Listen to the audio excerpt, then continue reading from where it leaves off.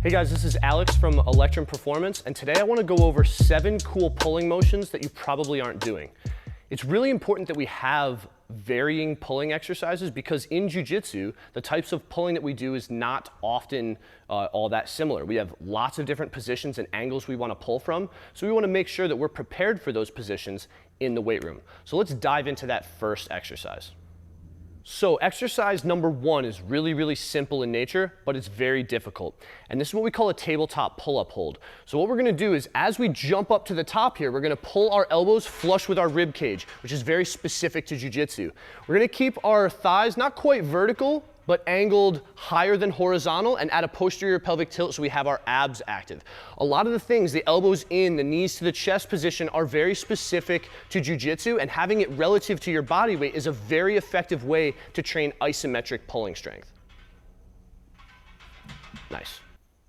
So exercise 2 is a landmine row. So we're gonna have a bar coming out of a landmine attachment. We're gonna get to a split stance here where Matt has his left leg forward and his right arm, which is closest to the landmine, is the one holding on to the very end of the bar.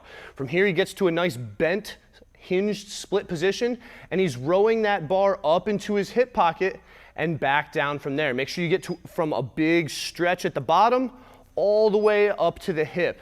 This is a great way to train those postural muscles as we row with just one arm on this angular range of motion.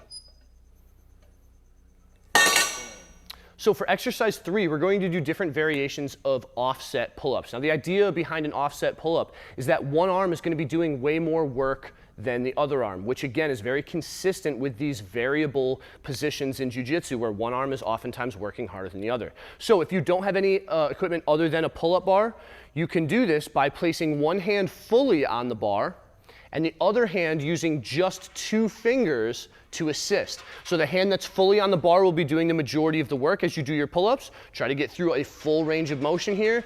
And the other hand is assisting, but even without focusing on it, you're going to be putting the majority of the effort through that arm that is fully anchored.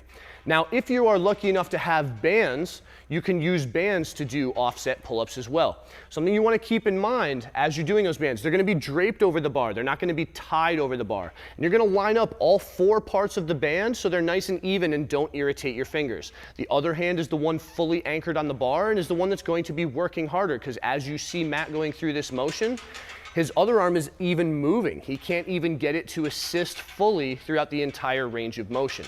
So both of these are really good options for you to train one side biased over the other. Of course, do whatever you can on one side and then match it on the other. Exercise number 4 is a dumbbell Fisherman Row. So you're gonna be lined up with both knees on the bench, and you're gonna sort of look like a fisherman reaching down and into the water and rowing it from here. At the bottom, make sure you pronate so you can get a nice big stretch through the upper back, then rotate and row up to your hip from here. This should cover a nice big range of motion, and there should be a stability component keeping you on the bench. Okay, so exercise 5 is a single arm lat pull down. Lots of people do lat pull downs, but for whatever reason, we seem to forget that we can put a single handle on there and use one arm at a time. This is great because then we can fully lengthen and shorten the lat by having a little bit of lateral flexion here.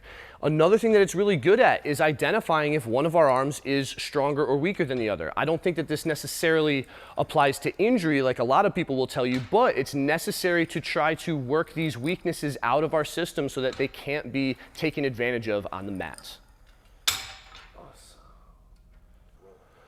Exercise 6 is a Kettlebell Gorilla Row. We're gonna be posting through one arm and rowing with the other and staying in this wide stance sumo position, using those postural muscles at the posterior chain to keep a good position as we move through this exercise. So exercise 7 is a band rotational row. We're gonna set up a band anchored on a rack, a little lower than shoulder height. And what's cool about this is as we pivot through both legs, we're able to actually pretty explosively, concentrically move through that movement. A lot of pulling motions, that's very difficult to do as you have an implement moving towards you. So Matt's gonna explosively rotate in and then slowly control back to the start.